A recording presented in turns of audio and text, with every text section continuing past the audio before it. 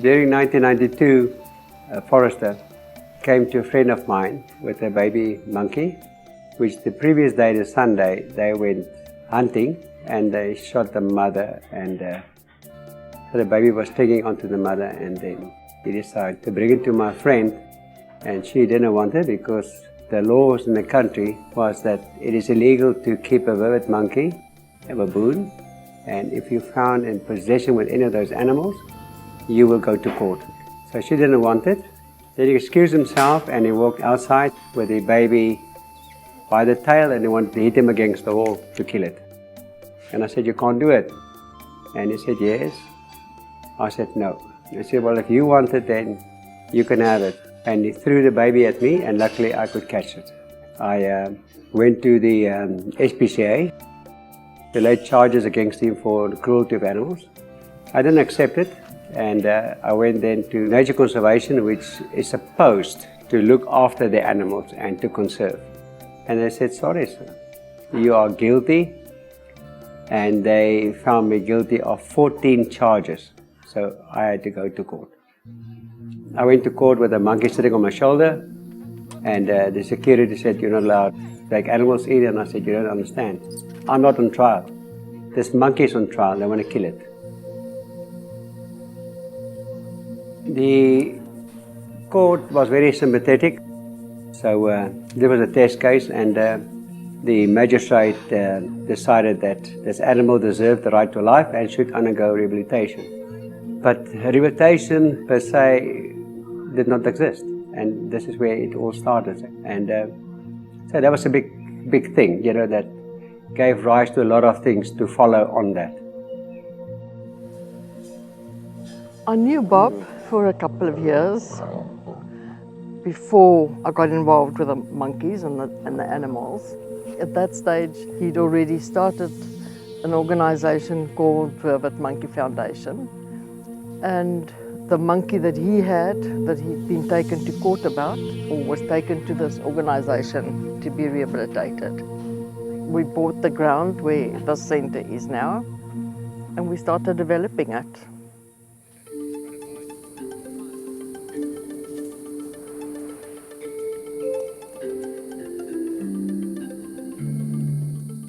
When we get the monkeys, we'll usually get calls from other centers. What they do is they take the monkey in, stabilize it, make sure it's drinking properly, then they'll phone us and ask if we can come collect it. Most of the time we go fetch them from the people themselves, or we get them and they fly in to us. Monkeys come mainly from humans. 90% of the time we get them from humans, where they were past pets and maybe problems. Most of them get raised with people, so when they get here, it's quite a hard habit to break them out of. They're used to sleeping in beds, being with people constantly, so introducing them to other monkeys is quite a hard job. When they arrive at Riverside, depending on what age they are, if they're old enough to fend for themselves, meaning they can eat by themselves, drink by themselves, we'll put them in quarantine. The quarantine process is 40 days. So what we'll do is when they come into the quarantine area, we'll immediately give them a chip, their TB test, and we'll write in the file. So since that primate comes into Riverside, until the day it gets released, we track its entire record. The processing entails of us measuring. So we'll measure, for instance, things like the space between the fingers, the hands, the width, the wrist to elbow, elbow to shoulder. This is to see if there's any discrepancies within primates. If we get babies into Riverside, they'll immediately go to a volunteer that's here at the moment, and they'll care for them 24/7. The volunteer is basically the mom for that baby. These are our youngest baboons. This is Monty Cage. Baboons are very sensitive creatures. They very much have a mind of their own. So it's very important that when we interact with them, that they kind of let them explore us and not force ourselves upon them. This is Georgie Cage. So we had Monty Cage with the baboons, Georgie Cage with the vervets. Vervets have a baby season, a breeding season, and a mating season. So they're born at the end of September through sometimes February at the latest. So that's why we've got loads of babies, all around the same age. We didn't come and live here straight away because we still had to make money to develop the place and keep it going. So everything that the volunteers do now, we had to do ourselves. Then we got to a stage where we almost felt like we couldn't do it anymore. And then we tried selling the place, but nobody wants to buy a farm with monkeys. And then we got a phone call. People were actually looking for another centre because they get volunteers to work at places like this. And we didn't even know that you could do that. And that made a big difference as well, because when we started getting the volunteers, it made it all feel more worthwhile again, because at least the volunteers know what goes into it, and they seem to appreciate it, even though South Africans don't. I think that the rescue and saving of this animal changed rehabilitation forever in this country. The court case was just the beginning. After that, it never stopped. First thing was to have these animals removed from vermin pest problem animals. And eventually they removed them, but they didn't give them any protection status. This means that the ordinary animal you can still go and kill without any permission. Whereas if we had them listed as game, then a person have to have a permit. We called for a national workshop during 1995, and we involved every person that was involved with primates. We then decided that, seeing that there was no cooperation from the provinces, we must try something else. And then we decided that we should bring another law on the book of the protection of all wildlife in South Africa. And we call that NEMBA, the National Environmental Management Biodiversity Act. So NEMBA was then formed, and they were then listed as protected species, which is good. So we've reached a stage now where government will consult with us regularly on problems that the animals do. We must realize it's a wild animal. We've taken away their land, their food, and we take out the pristine areas where they lived to do farming.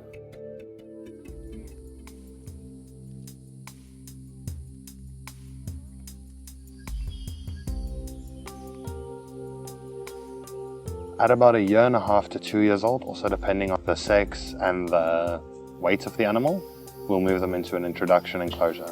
When we do the baboons, we don't introduce one at a time. If it's a stable troop, we introduce the troop. The vervets are a bit easier. If there's an existing troop, we can kind of place vervets in there together. You can form a troop within the intro and then release the whole introduction into the main camp. With the quarantine ones, a lot of them, especially if they've come in as pets, they've never seen a monkey before. It's a difficult process for them. So we put them in sedated. When vervets scream, it means they want to fight. So if we put a monkey in a wake that's never seen a monkey before and it screams, it's going to get attacked. And so we would like to minimize that kind of negative interaction. So when we put them in a sleep, we just lie them down in the shade there, and all the other monkeys that are already in here will come up and they'll touch and they'll taste and they'll manipulate the monkey and turn it over and smell, and it's more of a curious interaction between the monkeys that are already here and the new one. And it doesn't do anything because it's sleeping, so then they kind of get bored of it and go back to doing their own thing, and it slowly wakes up. They also have to get used to the electric wire. We electrify the enclosures, so when they go out into the main camps, they won't go over the fences. It's also psychological conditioning to make sure that when we release them, that if they come across a fence that might go into a farm, that they don't go over there. After the government changed in 1994, they allowed people to make claims on pieces of land if they felt that their ancestors had lived there or had a certain connection to the ground. And there's a land claim on Riverside through one of the local tribes, and it's not because they actually lived here, but this area was used as their forefathers' hunting ground. And then at one stage we heard that the government didn't have money anymore to pay for farms, so we were hoping that it would die down completely. But just recently they've said again that people who feel they have the right to own a piece of ground can come and lodge claims again. Nelson Mandela was still alive, very active in politics, and he believed in the Rainbow Nation. And they believed that if they take land, they got to compensate you for the land. So they compensated the farms that they got from the white farmers very well. It was really, really fantastic. Government then decided that what they do is they will approach you, they will take the land and give you what they think it is fair. And another chief from another tribe, he came along and said, no. This whole claim is totally illegal. We are the rightful owners. So he then took the first claimant to court, and that is still ongoing. Some of the farmers in the area, they got paid for their land, but yeah, we're in that situation, so we don't know. All we know is we've got a sword over our head. In a meeting with the chief, I asked him whether it's not possible for us to rent this place from him. And he says no. He's not interested in renting it out.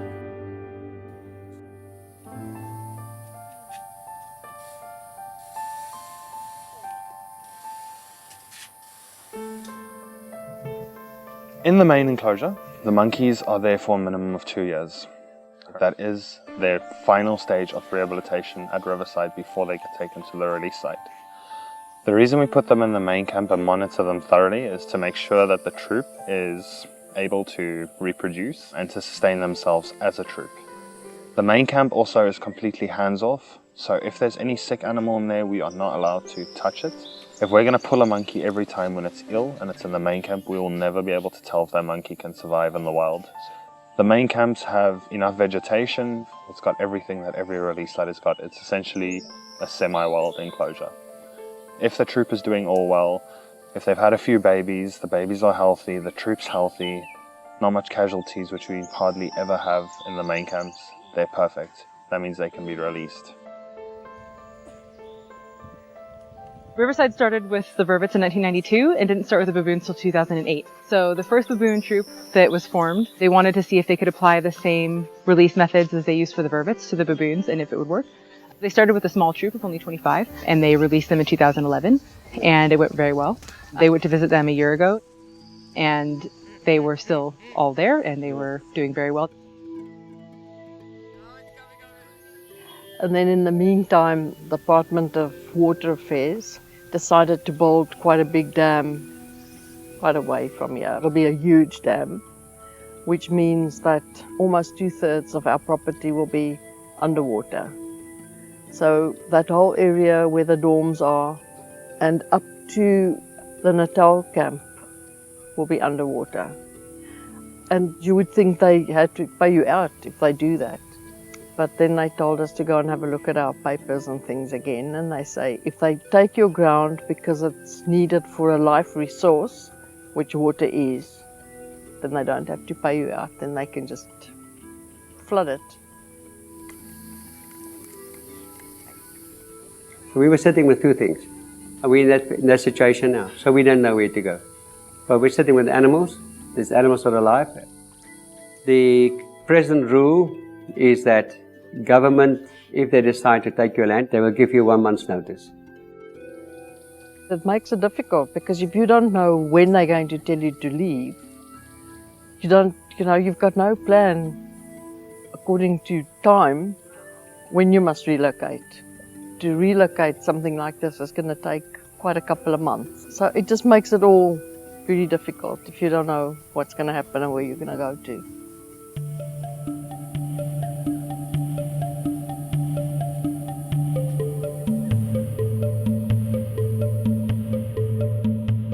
The release process takes on average 6 to 8 months. It's a very long process. Prior to the release, we need to do a lot of monitoring to formulate who's the dominant, who's the alpha. We need to look at all those aspects before we can release any animal. So we get the volunteers to monitor them for at least 2 weeks, just to do a proper assessment. After that 2 weeks, we'll set up a trapping enclosure for us to start capturing these animals. Outside of the main camp, we'll build a pre-introduction enclosure. Now this is a small enclosure where after capturing them, we take them out, process them. From the processing, they'll go into that enclosure and then we'll go to the release site with them. At the release site, the monkeys will be put into a 50 by 50 square meter enclosure, exactly the same as the semi-wild ones we have at Riverside, and that is to get them used to the surroundings at the release site. Any animal under any rehabilitation needs to go under the process of familiarizing themselves with their surroundings. If you just open the gates, that monkey's going to run out there, he's got no visible recognition, no scented markings, he will die. So then when we take them to the release site, we put them in that semi-wild enclosure, the temporary one. every day we monitor there for at least 2 hours in the morning, 2 hours in the afternoon, and 2 hours before bed. This is just to make sure that the troop hasn't changed any structure since we've taken them from Riverside. After the 2 weeks, we'll turn the electricity off and we open the gates and build log bridges. Some of them will go through the door, others will kind of just climb over the log bridges. We leave the electric fence up, but still off. For another 2 weeks we'll monitor. After that 2 weeks, we take down the fencing. So the whole, from start to finish of the release, is about a month, but then the monitoring still continues afterwards. When they're rehabilitated properly, they will be able to visualize, they will be able to find their own place to live. And after the release is done, which is about 6 months of monitoring, we can call it a successful release. I don't know what I thought when we started here. I thought, well, we'll get some monkeys and we'll release them. And I don't know what I thought after that. I never ever thought we'd end up by obviously just getting more and more and more. So sometimes I think I'm a bit stupid when I think about it. I'd love to say thank you to all the volunteers we've had up till now, because if it wasn't for them and for all the effort they put into Riverside and for talking about Riverside, I think it wouldn't been as good as it is now.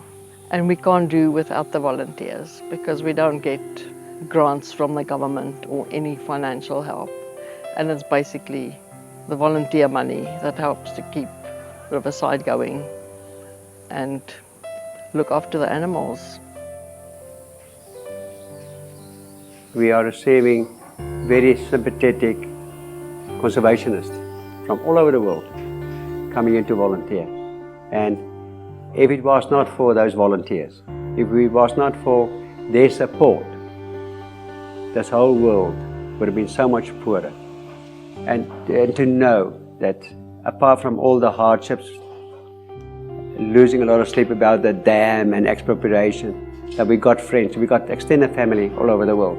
And the fact that we have their hands to assist with these animals, to care for them and to conserve them, and even to see them go free and all that. So we cannot live with animals. We cannot live without nature. We have to conserve them.